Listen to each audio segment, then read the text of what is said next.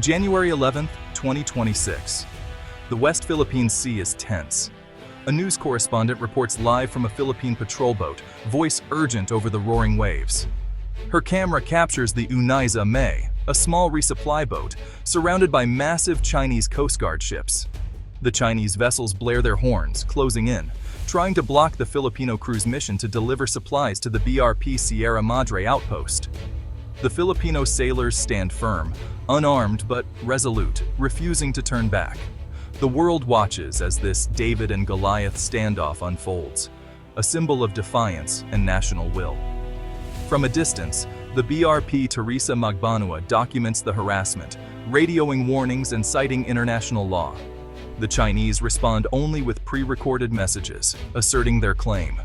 The tension is palpable. A single misstep could spark disaster. This is not an isolated incident, but part of a pattern of increasing aggression. The Chinese ships maneuver dangerously close, trying to intimidate and starve out the outpost. The Filipino crew's determination becomes a powerful statement of sovereignty. Their simple act of sailing forward is a message to the world. The Philippines will not yield. Why do these distant shoals matter? The answer is simple: survival and sovereignty. The West Philippine Sea is the lifeblood of millions, ancestral fishing grounds, vital for food and livelihood. When foreign ships block access, they threaten not just fish, but a way of life and national food security. These waters are also a global trade artery. Trillions in goods pass through, making freedom of navigation an economic necessity.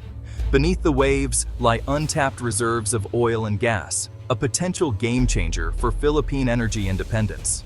Securing these resources is about future prosperity and national interest. Every resupply mission defends more than a shoal.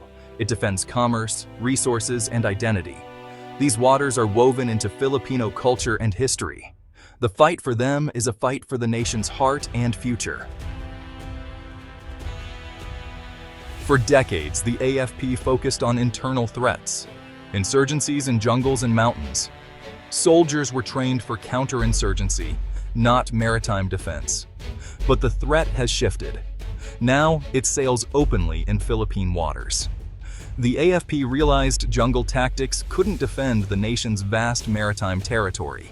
This sparked a historic pivot from internal security to external territorial defense. The AFP modernization program aims to build a credible modern force, not to match superpowers, but to deter aggression through smart tactics and technology. New ships, jets, missiles, and surveillance systems are being acquired. Strengthening alliances is key. The Philippines works closely with the US, Japan, Australia, and ASEAN partners. Joint exercises, intelligence sharing, and advanced tech bolster defense. United, these nations uphold a rules-based order and regional stability.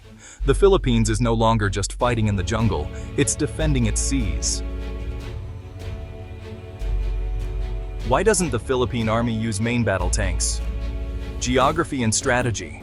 The Philippines is an archipelago. Over 7,600 islands, rugged terrain, narrow roads, and soft soil. Heavy tanks are impractical, too heavy for bridges, too slow for island hopping, and a logistical nightmare to move between islands. The real threat is maritime, not a land invasion. Defense priorities have shifted to the Navy and Air Force. The Army needs rapid deployment, forces that can move quickly, secure coastlines, and reinforce outposts. Heavy tanks lack the mobility and flexibility needed in this environment. Instead, the AFP emphasizes lighter, agile vehicles that can be transported by air or sea. These vehicles navigate tough terrain and deploy rapidly where needed. The focus speed, adaptability, and projecting power across islands. Light, versatile armored vehicles are far more valuable than a handful of heavy tanks. The doctrine is clear mobility over mass. The Philippine Army's new defense strategy centers on mobility and smart firepower. Enter the Sabrah Light Tank, powerful, mobile, and perfect for the archipelago. Armed with a 105mm cannon, it can destroy enemy armor, yet is light enough for rapid deployment. Sabrah tanks support infantry, secure key areas, and lead counterattacks, tailored for island defense.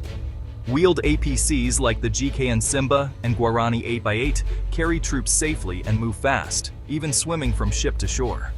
These vehicles are the backbone of mechanized units, enabling quick response across islands. Modern artillery, like the Atmos 2000 self-propelled howitzer, adds long-range firepower with shoot-and-scoot tactics. These systems hit targets kilometers away and relocate before the enemy can respond. Together, these assets create a layered, flexible defense. The Army is now modern, mobile, and ready for any threat.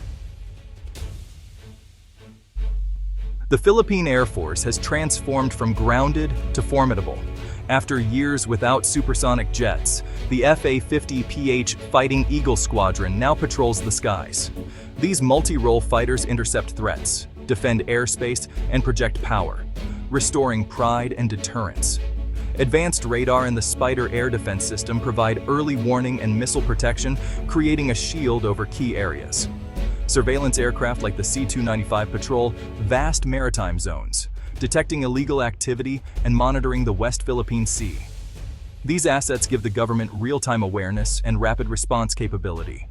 The PAF is now balanced fighters, radars, and surveillance working together.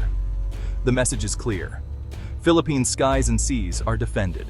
Modernization has restored capability and confidence. The Air Force stands ready for any challenge. Helicopters are the AFP's lifeline, vital for a nation of islands and jungles. The UH-1 Huey has long been the workhorse, but new S-70I Blackhawks now lead the fleet, offering greater capacity and speed. Blackhawks excel in troop transport, disaster response, and rapid deployment, first on the scene in crises. For combat, the T-129 ATAC attack helicopters deliver precision firepower, supporting ground troops and boosting morale.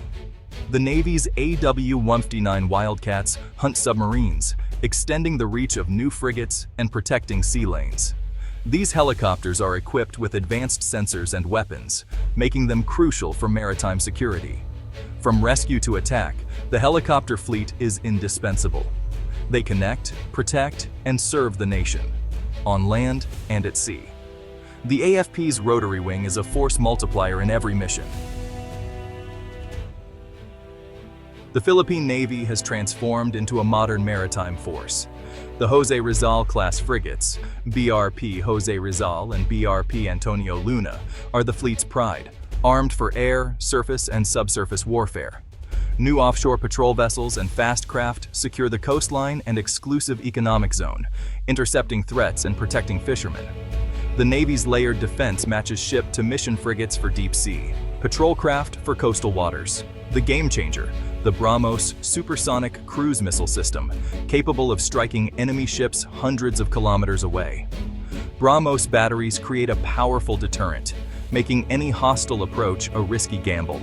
Combined with new ships, surveillance aircraft, and coastal radars, the Navy now has a comprehensive defense network. The message is unmistakable. Philippine waters are defended with modern, lethal technology. The Navy is no longer just a coastal patrol. It's a true sentinel of the sea. The nation's maritime sovereignty is in capable hands.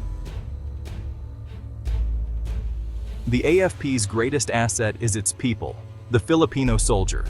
Courage, resilience, and patriotism define those who serve, from remote outposts to disaster zones.